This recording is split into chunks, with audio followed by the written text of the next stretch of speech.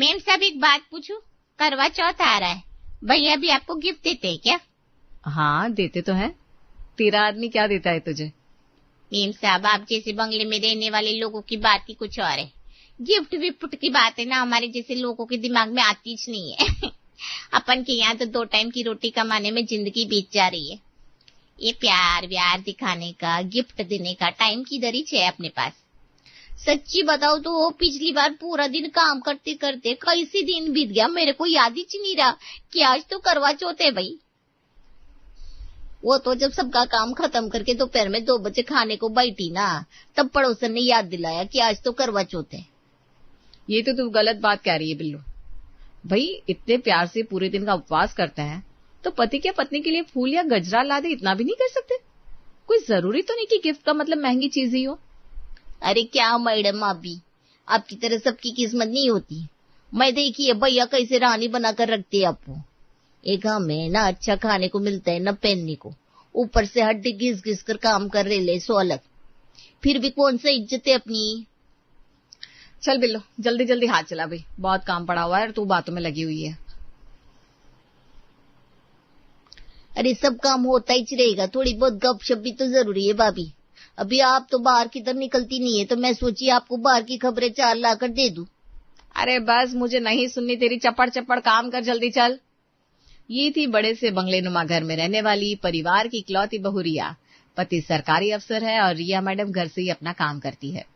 क्या बोलते हैं उसको, वर्क फ्रॉम होम, लेकिन फिर भी बोलती क्या है, वो एक हाउस वाइफ है। और ये जो बड़बड़ करके पिछले 5 मिनट से बोलती चली जा रही है ना, यह है रिया की काम वाली जो हर घर की खबर रखते हैं। हंसती मुस्कुराती जिंदा दिल बिल्लो की रिया के साथ खूब जमती है। कुछ दिन बाद, बिल्लो ये क्या हाल बना रखा है तूने अपना, तू ठीक तो है ना? हाँ दीदी ठीक ही छे मैं, आप पैसा काई को बोल रही लिए? मैंने आज काम अच्छे से नहीं किया क्या? बर्तन गंदे रह गए लिए क्या? अरे नहीं, मेरे कहने का वो मतलब थोड़ी ना था।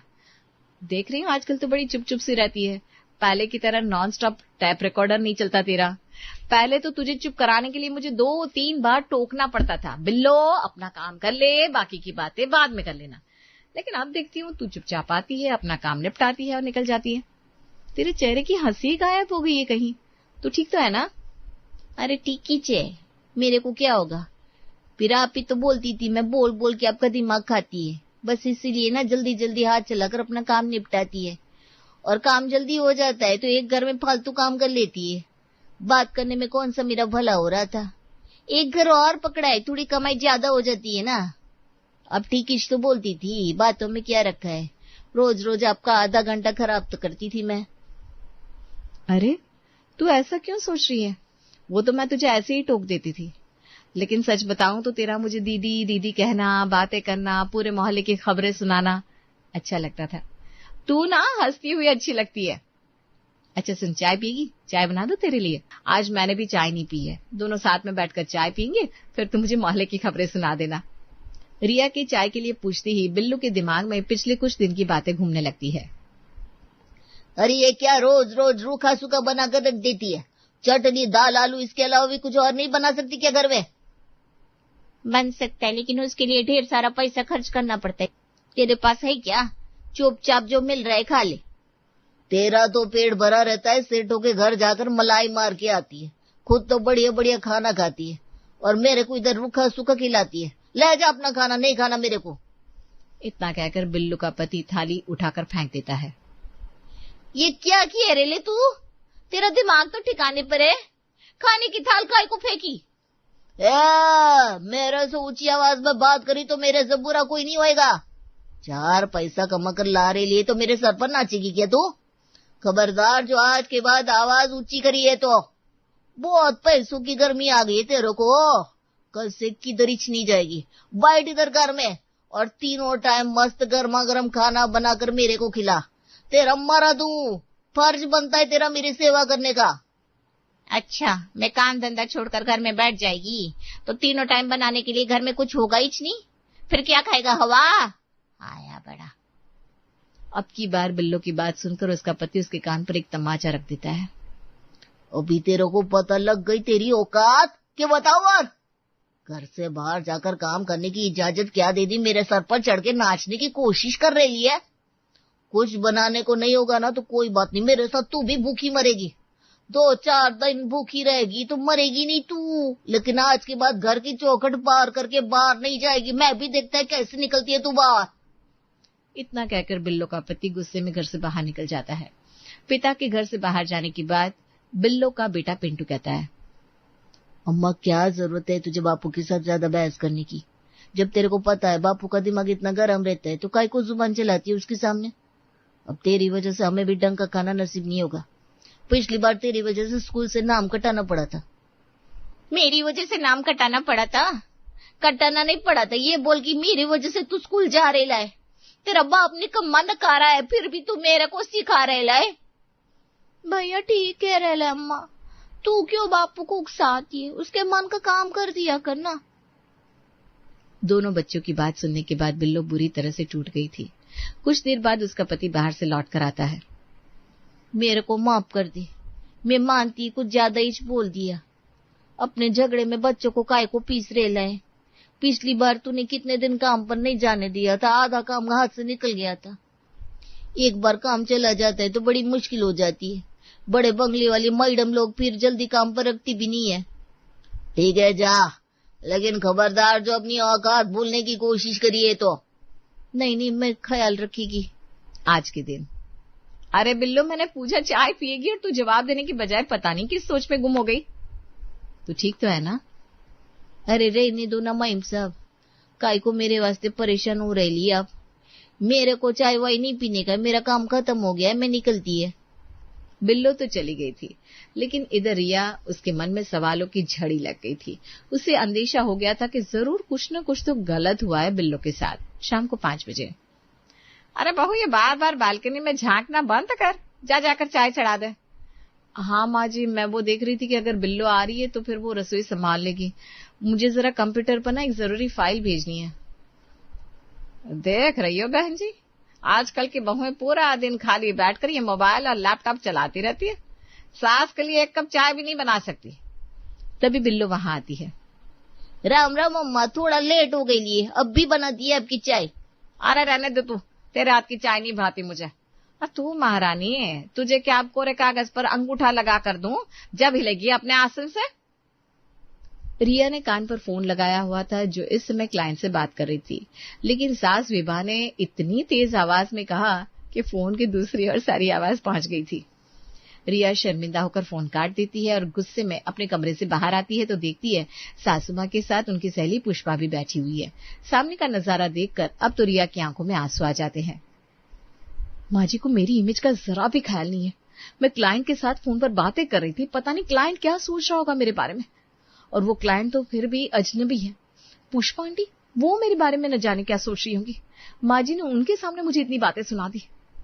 मेम साहब ठीक है ना आप? हाँ, मुझे क्या होगा? वो आपकी चाय कब से उबल कर गिर रही है, पता नहीं आप किधर घूमते, तो मैंने कई आवाजें लगाई पर आपने सुनाई नहीं। किधर सोच में गुम हो गई आप? अरे कुछ नहीं, तू छोड़ना। अच्छा ये बता, नुक्कड़ वाली शिल्पा की कोई खबर मिली? कहाँ जाती है रोज सजकर बाइक पर बैठकर? बात बदलने की कोशिश कर रही है ना मेम साहब आप। ओ शिल्पा मैडम किधर को जाएगी, बेचारी रैपिडो पर बाइक से अपने छोटे को लेने स्कूल जाती थी और कॉलोनी की औरतों ने खाले पोकट बदनाम करके रख दिया था उसको।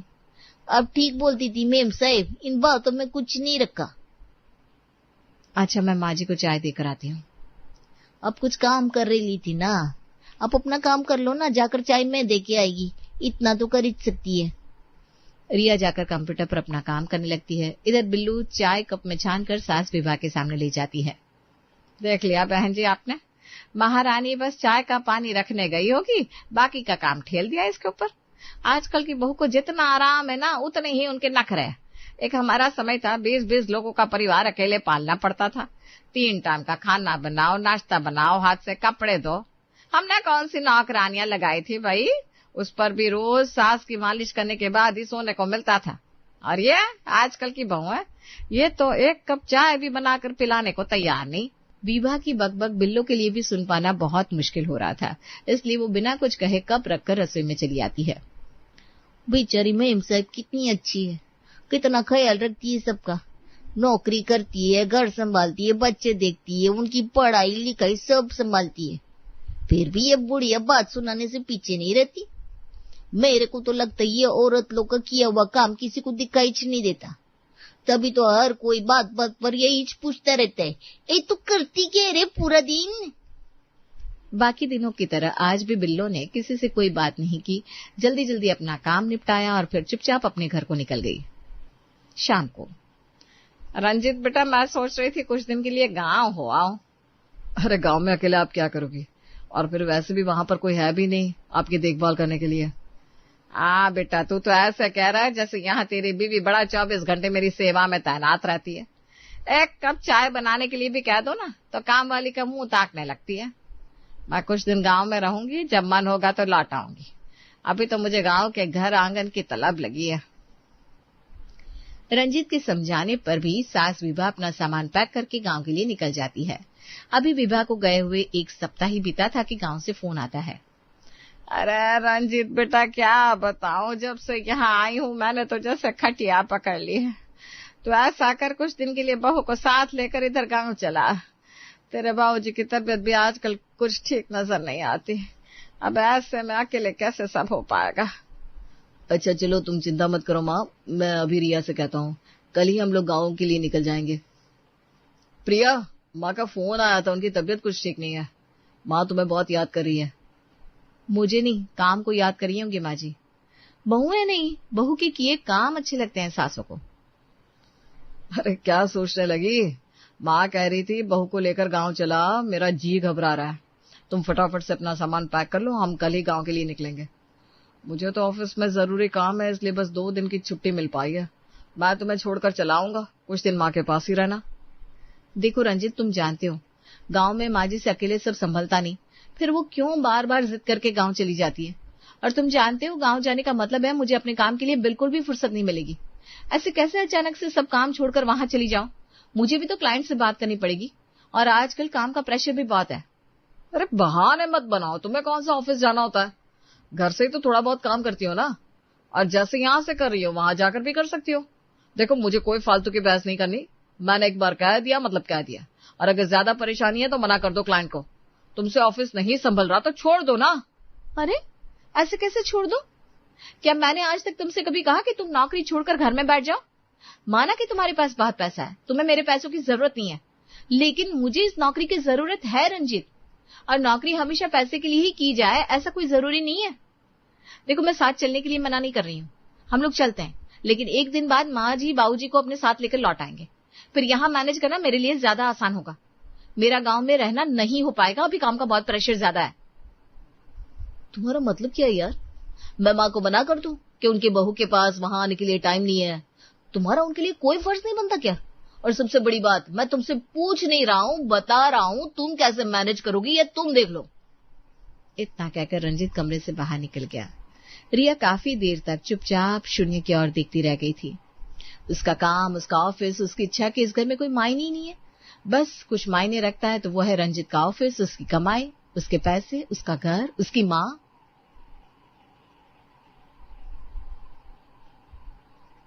रिया के लिए तो यहाँ कुछ भी नहीं था। वो सोचने लगी, मेरा यहाँ कभी कुछ था भी। जब भी मैं कहना चाहती हूँ मुझे काम है, तो हर बार यही कह दिया जाता है छोड़ दो नौकरी। क्या एक औरत के काम की बस इतनी वैल्यू है। रिया अभी उधेड़-बुन में लगी थी तभी बिल्लो वहां आई। आज उसकी आंखें सूजी हुई दिखाई दे रही थी, चेहरा भी उतरा हुआ था। आज तो भैया बड़ी वाली गाड़ी साफ कर रहे थे, कहीं जा रहे हो क्या आप अपना बंगला छोड़कर। अच्छा संडे है ना, जरूर आपको किधर घुमाने को लेके जा रहे होंगे। मैं तो कहती हूँ दीदी भैया को ना अच्छे से चूना लगा कर लाना। तू छोड़ भैया को, ये बता तेरे चेहरे को क्या हुआ है। ये काम छोड़, आज पहले मुझे ढंग से बात कर। तेरे साथ क्या चल रहा है। तेरी आंखें सूजी हुई है, चेहरा नीला पड़ा हुआ है, और तू यहाँ आकर मुझसे गाड़ी के बारे में बात कर रही है। कुछ छिपा रही है ना इस झूठी हंसी के पीछे। रिया के इतना कहते ही बिल्लू की आंखों से आंसू बहने लगते हैं। अभी क्या बताएगी आपको मेम साहब, कभी कभी तो लगता है गरीब बनकर पैदा होना सबसे बड़ी गलती है। मेरा पति हाथ उठाता है मेरे पे ताने देता है, परेशान करता है।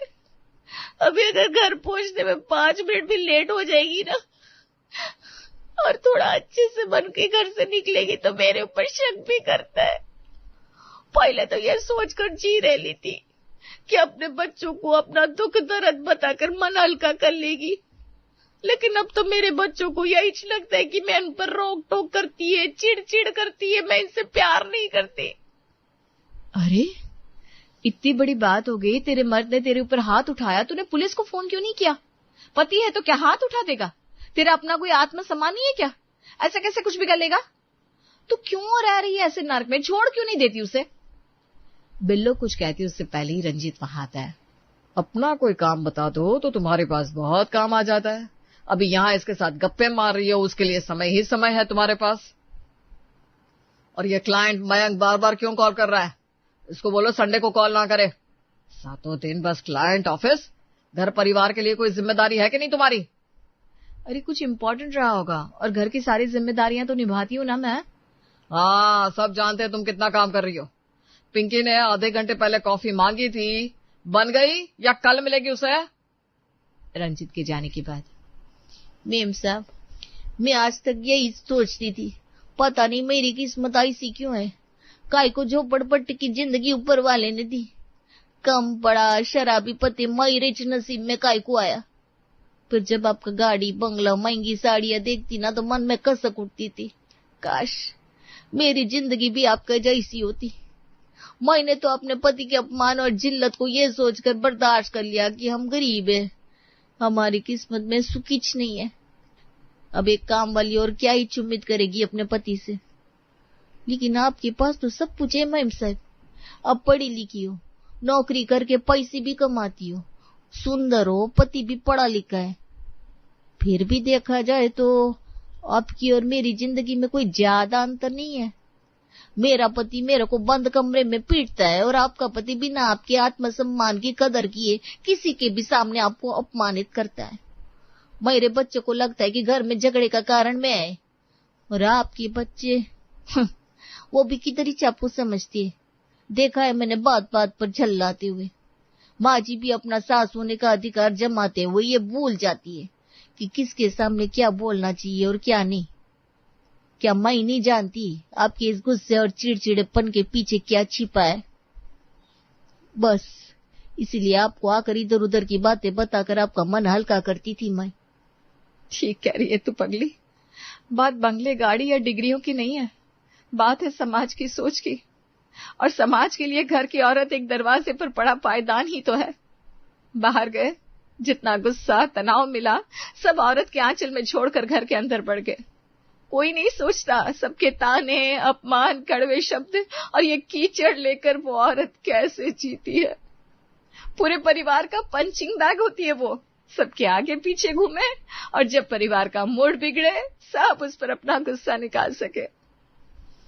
अपने अपने मन की बात एक दूसरे को बताने के बाद रिया और बिल्लो अपनी अपनी जिम्मेदारियों की ओर निकल पड़ी थी। रिया को गांव जाकर अपना फर्ज पूरा करना था, और बिल्लो को घर जाकर पति के लिए गर्म रोटियां सेकनी थी। आज दोनों ने ऐसा आईना देख लिया था जिसमें उन्हें अपनी असलियत साफ नजर आ गई थी।